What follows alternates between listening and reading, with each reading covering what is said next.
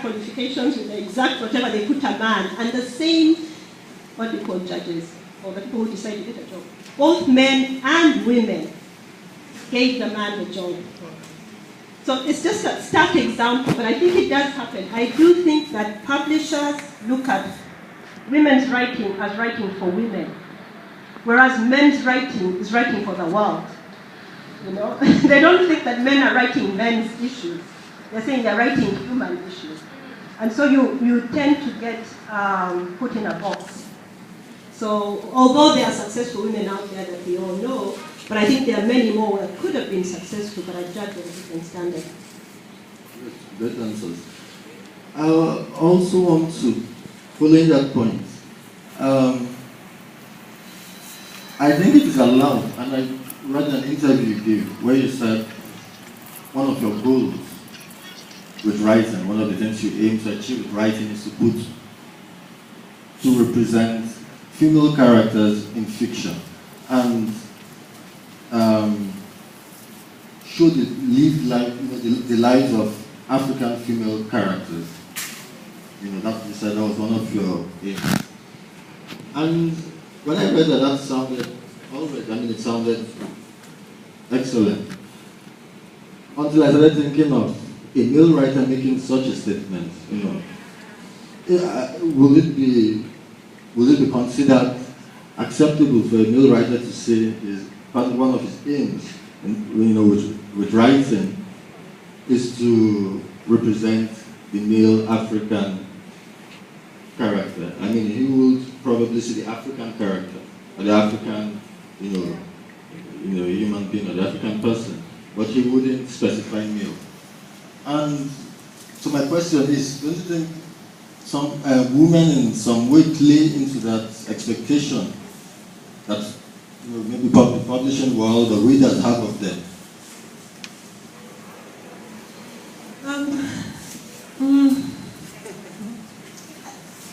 I really don't have sympathy for men. I can't begin to marry that worry that men cannot write about men's stories. Men are allowed to write about whatever they want. That is such freedom. There is almost no need. If a man writes a man's story, to be called, like I said, human story. But I think it happens in many cases with the marginalized. It's for example, back in the States where I lived for a very long time, it would be very rare to hear a white writer say, my interest is about, the white world. He can't say that. But a black writer can say, I'm really interested in the African-American story. And I think it's about being marginalized. When you've been marginalized or you've been silenced or been suppressed, you have to make an even bigger push to get out, to say what you have to say. I think I was responding because in my book, someone had told me or had been mentioned that it seems to be all about women. And the men seem to make, cameo appearances. You see a man there, you see a man there, but they're not really developed. And I wanted to say that that was my particular interest at that particular time, which is okay. I think as writers, we have the freest job possible. We can choose what we want to do. And I don't believe in duties of a writer. I just had a lady in the last panel say that it is our duty to have positive female characters, and with all due respect, I would disagree. I think we have to portray reality.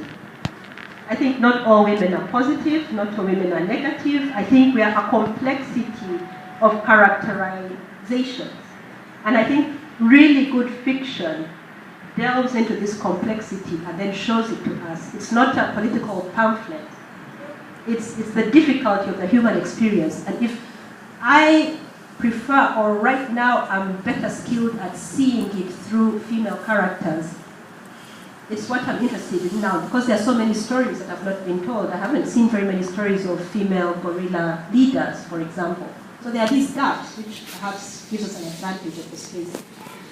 But we should be free to write whatever we want.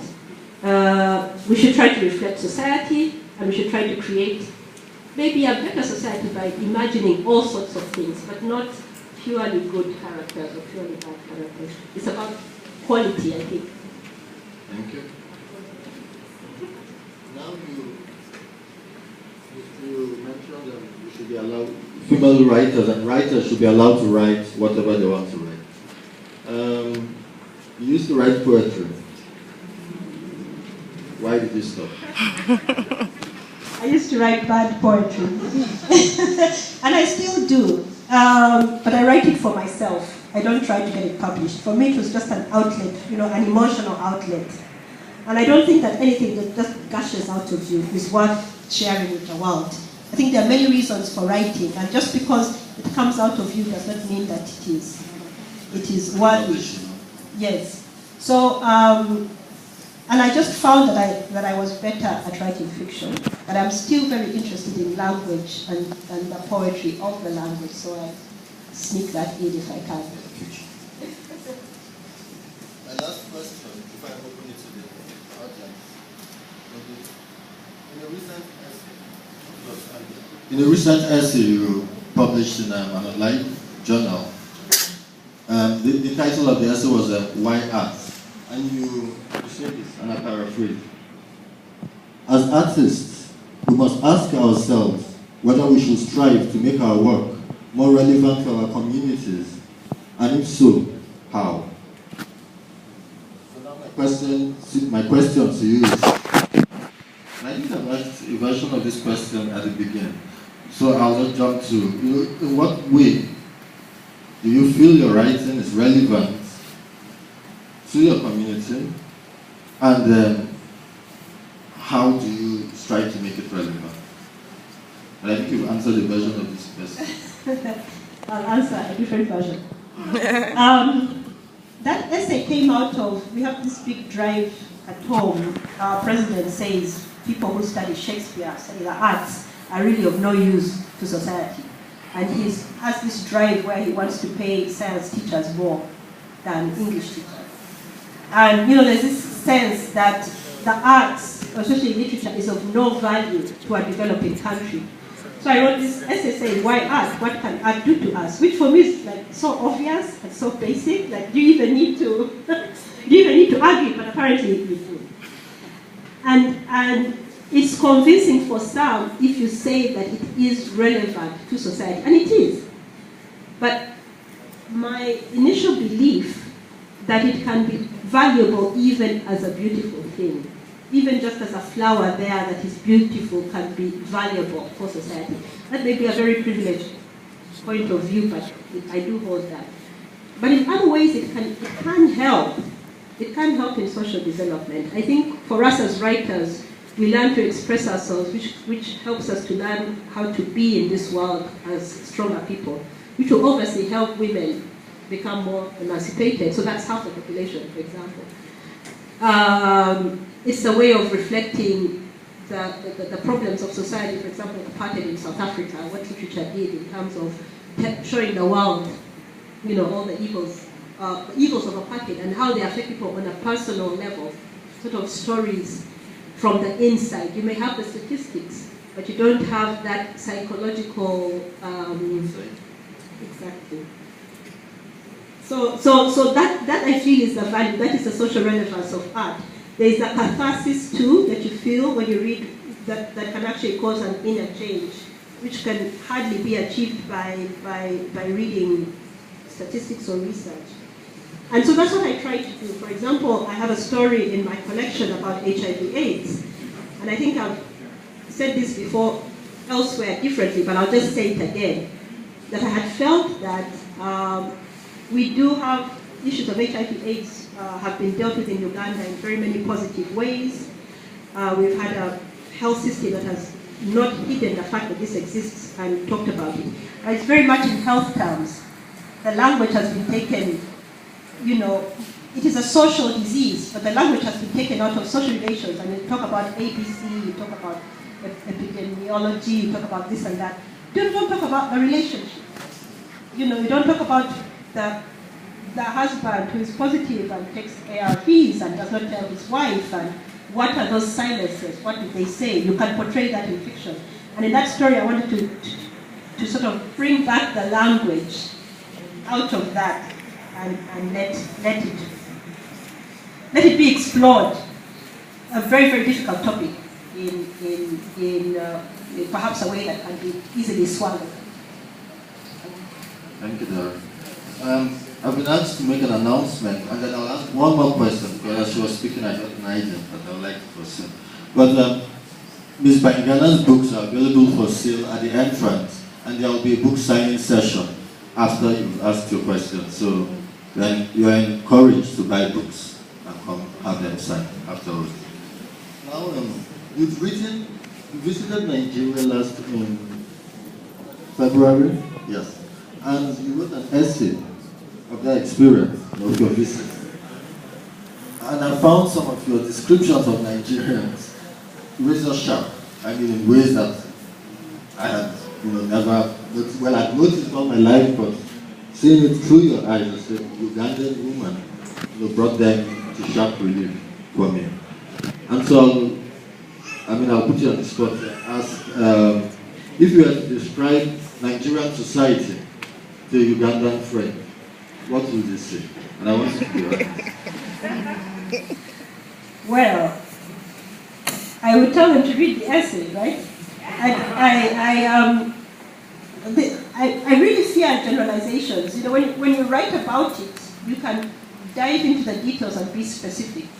I don't know enough about the whole of the Nigerian society. It's so diverse, it's so wide, it's so interesting, compelling to me.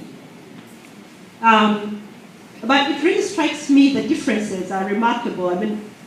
Everybody who talks about Africa as a country, just needs to travel from one country to realize how different people are.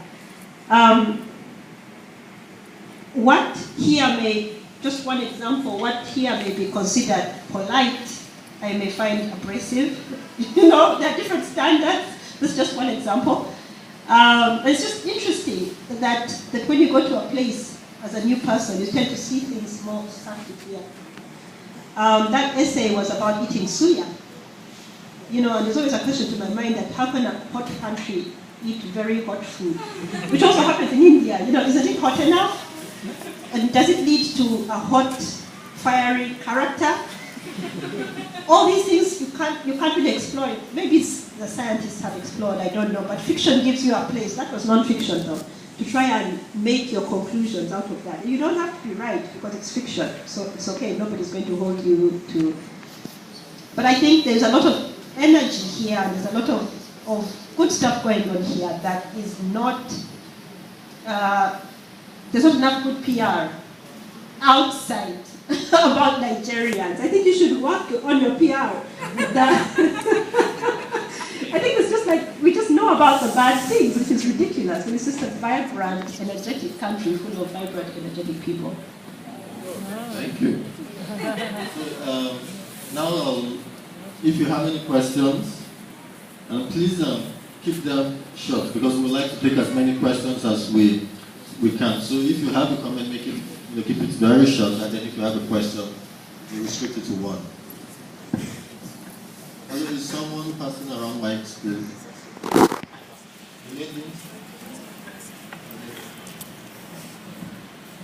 Good evening, all. My name is Angela Igoni, and I have a simple question. Madam, you did mention that you write poetry, and maybe that's for your personal consumption because you don't write good poetry, and that it's not everything that comes into you or that you write out that you can give out to the world. Now, I want to ask, with respect to writing fiction or non-fiction, over time we've been made to understand that people from their experiences, were able to influence people positively. Because as it were, what I'm facing here in Nigeria, someone else is facing that particular experience in Uganda, so to speak. So what can you say concerning that? If I want to write, maybe from my own story to encourage the world. Thank you. Can I answer what I want? Okay. Well, that's a very broad question. But I think I would answer is write your truth. Write your experience of your world and your understanding of the world as it seems true to you. And I don't mean that You can write about the truth in fiction.